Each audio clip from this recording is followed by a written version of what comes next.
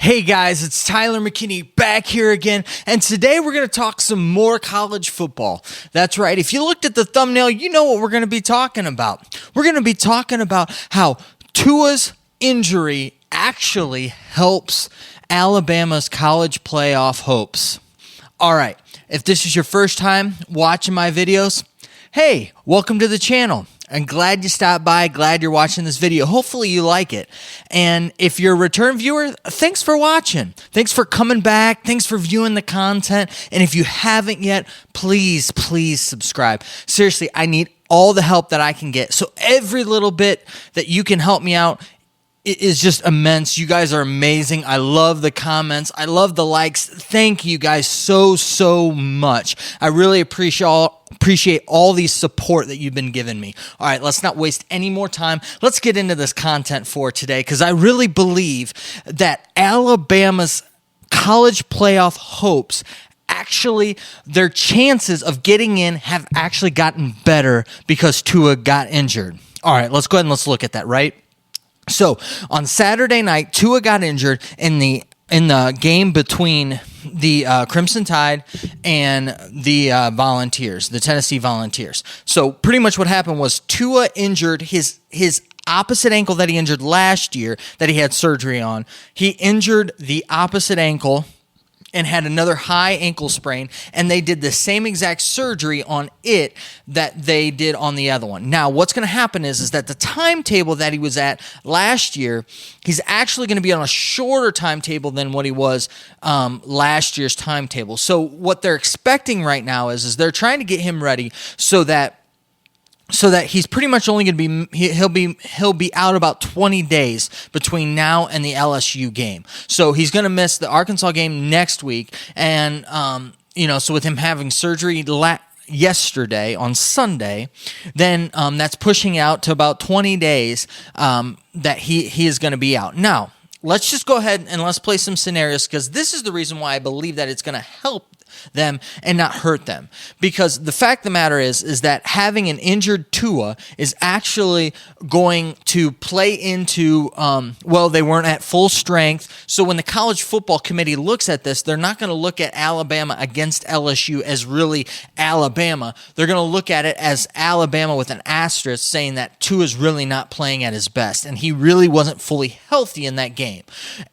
And if he doesn't play in that game, then it's even more going to help out because they were minus Tua. They're good quarterback. They're really good quarterback. And listen, all the respect in the world to Tua. I think Tua is an amazing athlete. I think the guy has some serious talent. I think the guy's going to do some great things, and I think he's going to go on and have a great career in the NFL. I truly do believe that. No ill will to him because the man's just balling out, and the man's playing some good ball, and I wish a speedy recovery to him, and I want to see him play football because really, I mean, that's what we want. We want guys to be playing at their best, and we want the best on the best, and that's what we want in this college football playoff. And so that's what I'm asking for, and I don't wish any ill will on anyone. I want him back at full strength. We don't want a guy getting hurt. We don't want nobody getting hurt. So don't leave here thinking any of that. But I just feel like that this is actually going to help them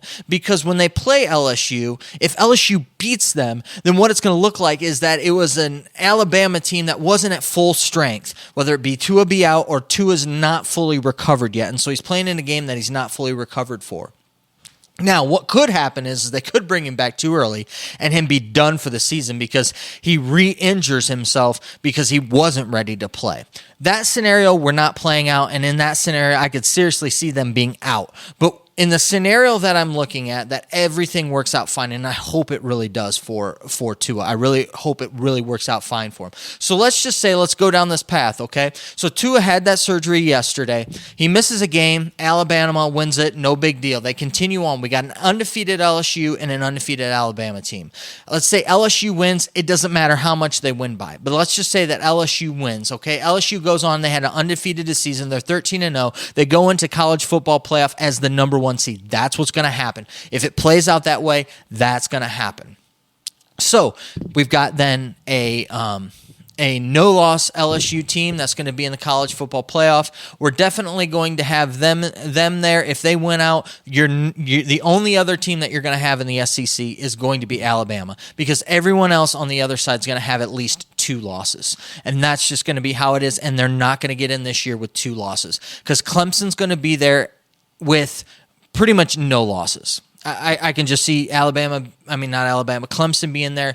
I really don't see anybody beating them in that ACC. The ACC is just not that good, and so I see them steamrolling through the rest of the season. If they get hung up, they really are on the outskirts looking in, because if Oregon can go through and Oregon can play and win out and win the Pac-12 championship, they're going to have only 1 loss, and 1 loss to a pretty good Auburn team, which will look a whole lot better than Clemson losing to anybody in the ACC.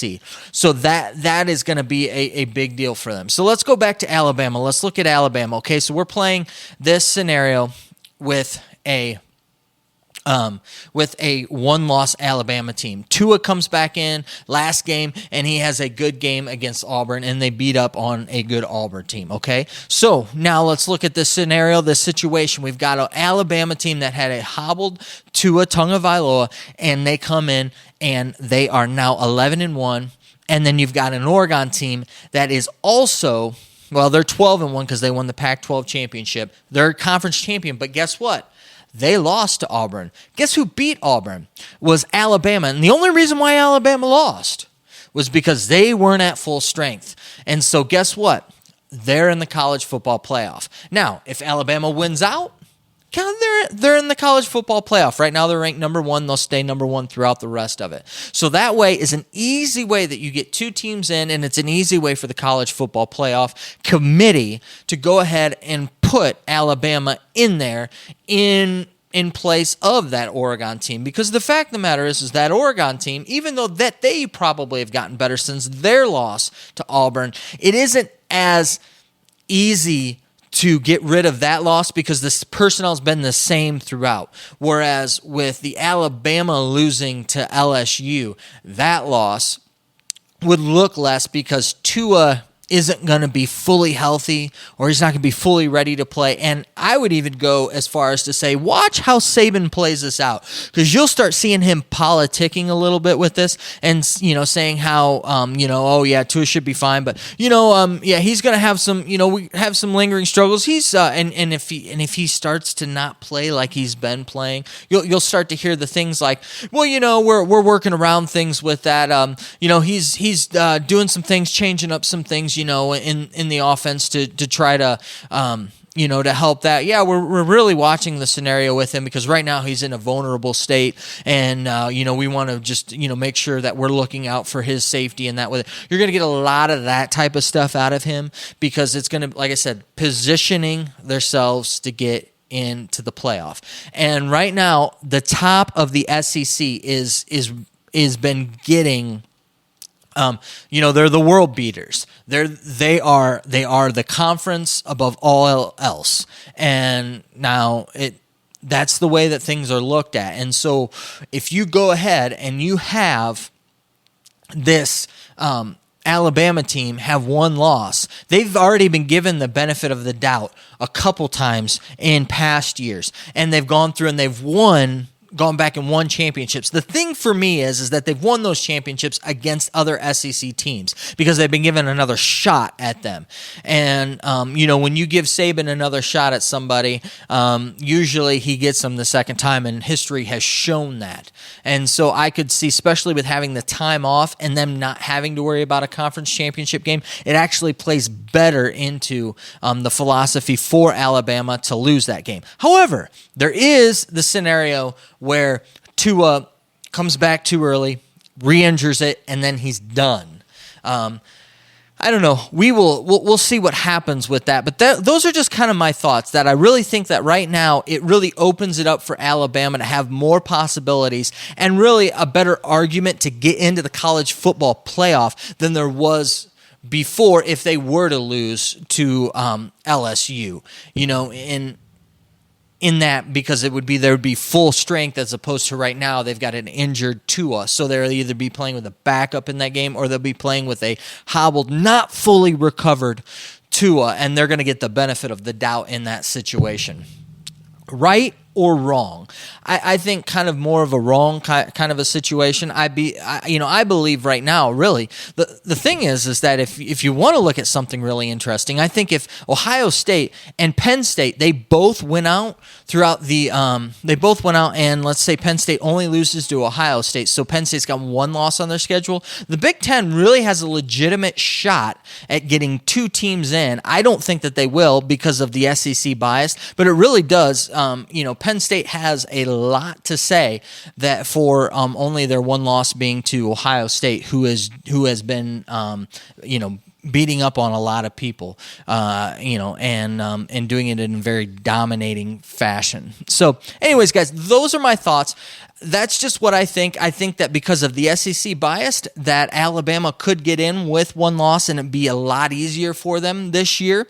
But that's just what I think. The question is, what do you think? What do you think about all of this situation? What are your thoughts on the whole thing? Do you think that I'm just crazy for saying there's an SEC bias? Am I just crazy with my thoughts overall? Do you think that there are better teams that I'm leaving out that have a better shot at the college football playoff? I don't know. Let me know down in the comment section. I love what you guys put down there because you guys have thoughts and things that I never come up with. So I love interacting with you guys down there. And that, so yeah, please comment if you can. All right, guys. Well, I know that you're busy and I know that I'm busy, so let's get on out of here. You have a good night. Bye.